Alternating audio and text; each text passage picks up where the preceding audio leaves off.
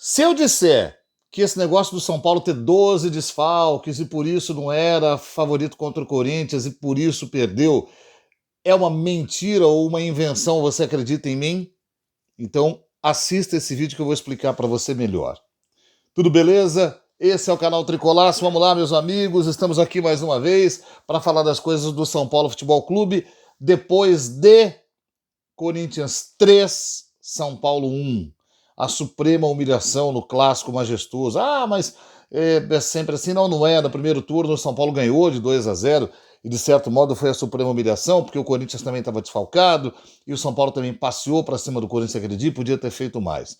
Então, a comparação do primeiro turno com o segundo turno é muito parelha para os dois times. A questão não é essa e não se trata de uma discussão de quem ganha ou não ganha o clássico, quem é mais ou menos freguês do outro, não tem nada a ver. Toda a discussão, inclusive o título deste vídeo de hoje, passa pela, entre aspas, falácia dos desfalques são paulinos. Eu vou chegar até lá. Há outros problemas.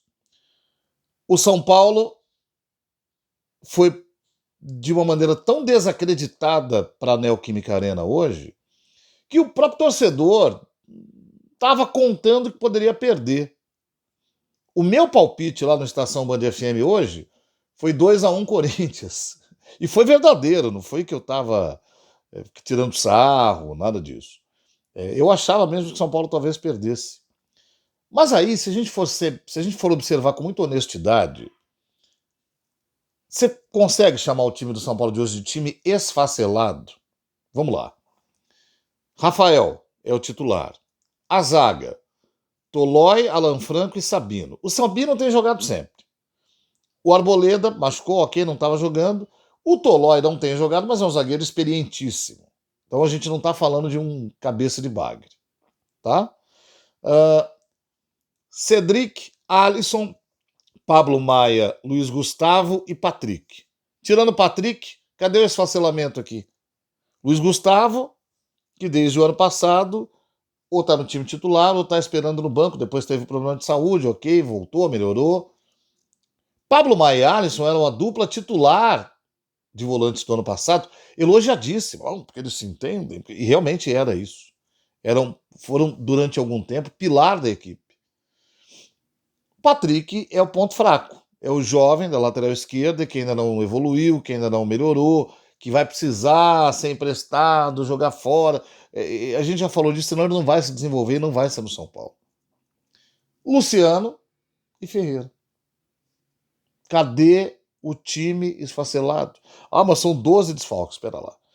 São 12 desfalques contando Caleri, que está operado, contando Rian Francisco, que está operado, André Silva, que está operado, Dineno, que fez artroscopia, Enzo Dias, que foi para o hospital, Oscar, que está aí nesse volta, não volta, jogar bola.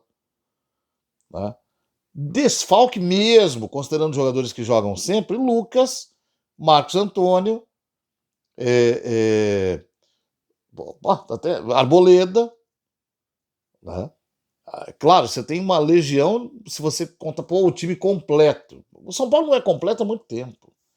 Tudo isso para dizer o seguinte: o Crespo também errou muito na disposição do time em campo no primeiro tempo, nas escolhas para escalar a equipe e na formação que ele escolheu. É assim. Ele tem um time com menos opções na mão. Ele já tinha tido uma boa experiência com o Ferreira na ala contra o time do Flamengo. Então ele podia colocar o Luciano e o Lucas, não porque não tinha o Lucas, mas ele podia colocar o Luciano e alguém? Podia, o Paulinho. Podia, o Luca, para jogar aberto. Tem gente que discorda, mas é hoje, não é sempre. Estamos pensando para hoje.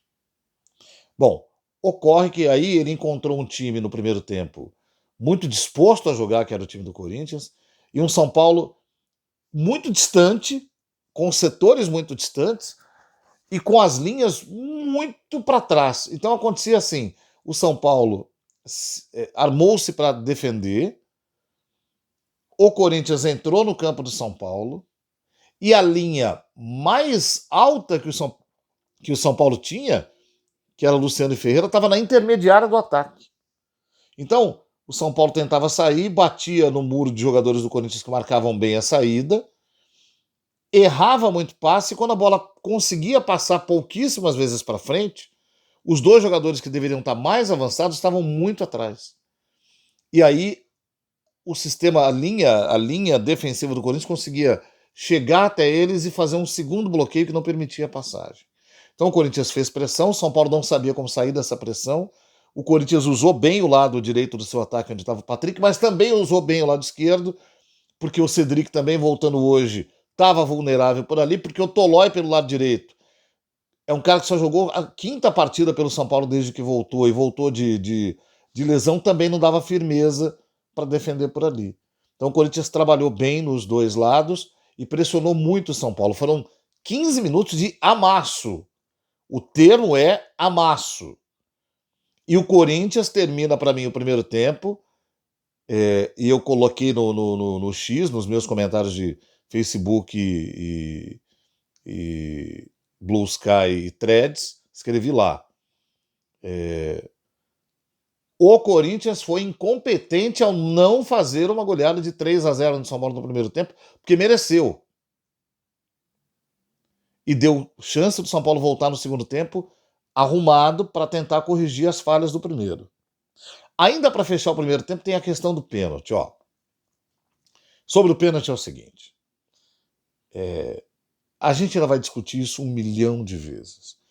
Esse pênalti, eu resolvi reduzir tudo a uma frase. Esse pênalti na Premier League não é pênalti. Ah, mas a Premier... E no Brasil não deveria ser. Porque o jogador adversário é quem projeta o seu corpo para o jogador que está atacando, melhor dizendo, o jogador que está defendendo, e provoca o contato que mais tarde vai fazê-lo cair e muitas vezes ludibriar o árbitro para marcar uma falta ou um pênalti. Porém, temos uma situação que dificulta essa análise. E aí é importante a gente ressaltar o trabalho do VAR, porque o Daronco fez a mesma leitura que eu, e a mesma leitura que a maioria. O Daronco não dá o pênalti. Ele vai para o VAR depois e dá. Por quê? O jogador do Corinthians projeta o seu corpo, o Bidon projeta o seu corpo para cima do Ferreira, quando está na disputa da bola, e depois de tocado ele cai. Só tem um problema. O Ferreira faz o movimento, esquece da bola, projeta o braço, empurra o Bidon e faz força, e o Bidon cai. Ah, mas não caiu por causa do... Bom, mas ele fez o movimento, amigo. Ele deu o desenho do pênalti que o VAR precisava e o árbitro também. Foi pênalti, cara. Foi pênalti. Porque o jogador inglês teria ficado na dele. Deixaria o Bidon bater e não teria reação. Ele teve reação, ele abre o braço. A câmera lenta é perfeita. Ele abre o braço e faz o movimento de deslocamento. É pênalti. É pênalti. Não tem o que discutir. É um pênalti mala de marcar, é um pênalti discutível, mas é pênalti. É pênalti. Então o São Paulo marcou-se um pênalti bem marcado para o São Paulo. Só queria pedir para que a torcida não seja tão idiota e tão cretina ao ponto de ficar postando. Primeiro de fazer esse papel de palmeirense, né? Que palmeirense é que adora fazer isso. De pegar o pênalti do primeiro turno do lance do Oscar, que aliás é o lance que traumatiza o Oscar, né? Ele sai por causa daquele lance, tem a vértebra fraturada por causa daquele lance, e nunca mais voltou. Foi o último jogo dele para valer. Que tem uma cama de gato, ele cai, e o árbitro é o Daronco. E o Daronco não deu o pênalti. Cara, isso foi há 3, 4 meses. Parem com isso. Parem com isso. Você não vai mostrar, você não deu, não deu. Eu já disse aqui 1 milhão de vezes. O árbitro é um mediador. Ele não é um robô. Ele fez uma leitura interpretativa de que não foi. E o VAR achou que não foi, que foi uma cama de gato e que o cara caiu. Que está errado na leitura, porque a cama de gato é uma falta. Ou pelo menos deveria ser considerado uma. Certo? Mas foi pênalti. Aí o São Paulo cria vergonha na cara no segundo tempo. Sai o Patrick, entra o Tapia, com detalhe, o Tapia entra a fim de jogo. Segundo detalhe, o Crespo reagrupou melhor o time, os jogadores estavam mais próximos e trabalharam dentro do campo do Corinthians. O time se projetou para atacar e começa a ocupar espaço porque o Corinthians deixa. Então o São Paulo tem 5, 10 minutos perfeitos, faz o gol aos 7, empata o jogo, continua bem na partida. Dorival faz uma alteração boa, que põe o Memphis Depay e o Vitinho no jogo, o Vitinho para dar velocidade, o Memphis para dar um pouco mais de qualidade no passe. E aí eu acho que São Paulo erra de novo.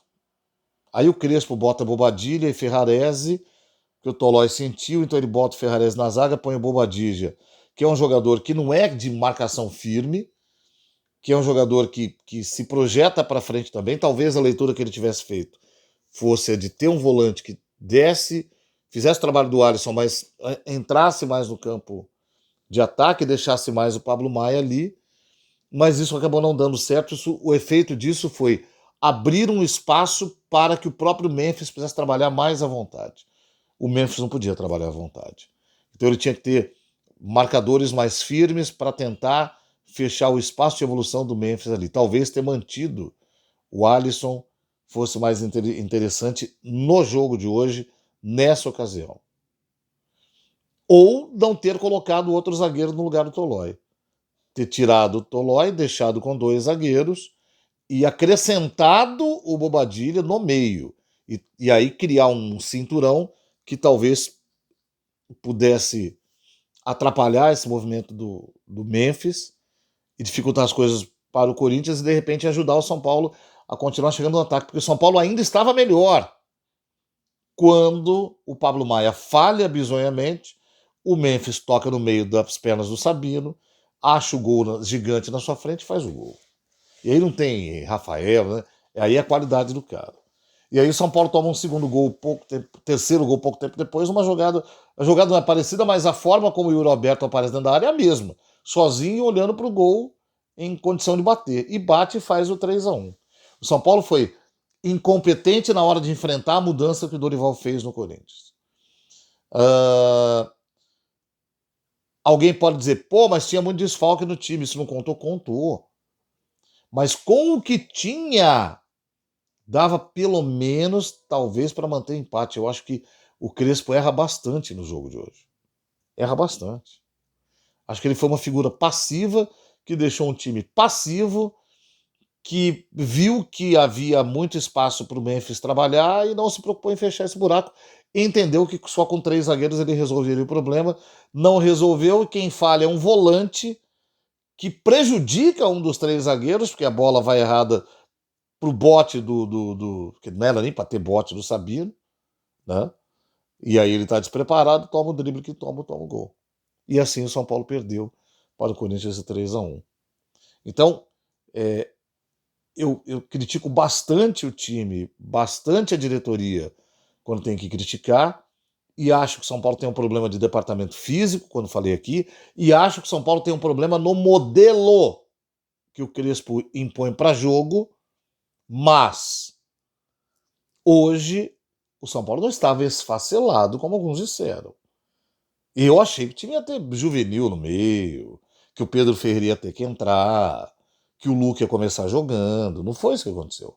O Pablo Maia, que estava machucado semana passada, estava jogando. O Alisson tinha sentido, estava jogando. O Luciano jogou. O Ferreira foi para o jogo, é um dos principais jogadores da equipe, ou não. O Arboleda jogou, mas foi um zagueiro experiente, ou não. O Cedric estava machucado semana passada, voltou. E aí? Vamos às notas.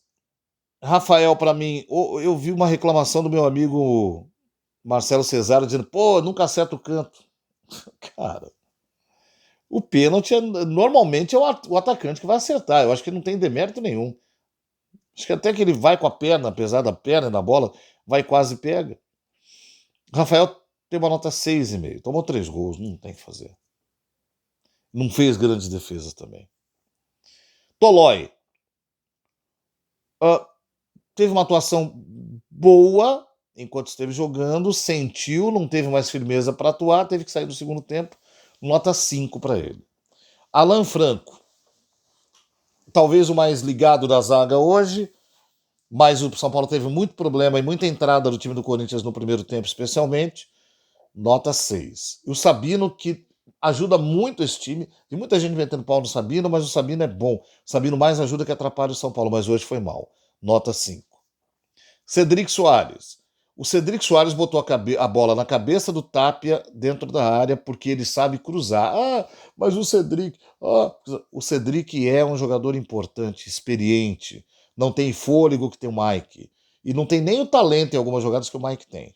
Mas não dá para sair xingando, cara. A partida dele foi correta, mas o São Paulo perdeu, ele leva uma nota 5,5.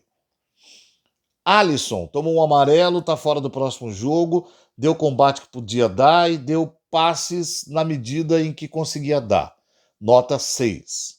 Pablo Maia falha bizonhamente no segundo gol do Corinthians, mas antes disso estava até bem na partida e contribuiu com alguns lances, deu um chute perigoso, poderia virar do gol. Nessa mescla aí de coisas, vou dar para ele uma nota 5,5. Luiz Gustavo, eu acho que em meio à mediocridade geral ele conseguiu até jogar bem, mas foi uma partida abaixo das outras que ele já fez, 5,5. O Patrick, tadinho, não tem o que fazer, nota 3,5 para ele, porque ele ficou completamente entregue, não sabia como iniciar as coisas, e sua saída no segundo tempo era completamente previsível. O Luciano hoje não foi bem, foi apagado, ao ponto de não conseguir assustar a defesa do Corinthians, que é algo que ele consegue fazer muito, inclusive quando joga lá. Nota 5 para o Luciano. E o Ferreira, de novo, uma figura apagada, mesmo quando foi para a ala, não foi lá grande coisa também, nota 5.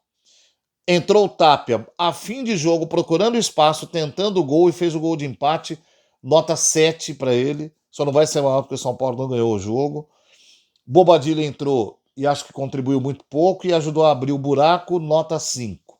Ferrarese entrou para ficar no lugar do Tolói, mas depois que ele entrou, São Paulo tomou mais 2 gols. Não foram culpas diretas dele, mas ele participou do pior momento. Vai levar uma nota 5 também.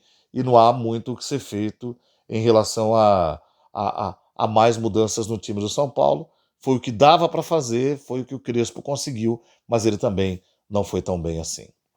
Certo, gente? Até a próxima. Um abraço para todo mundo. Valeu. Tchau, tchau.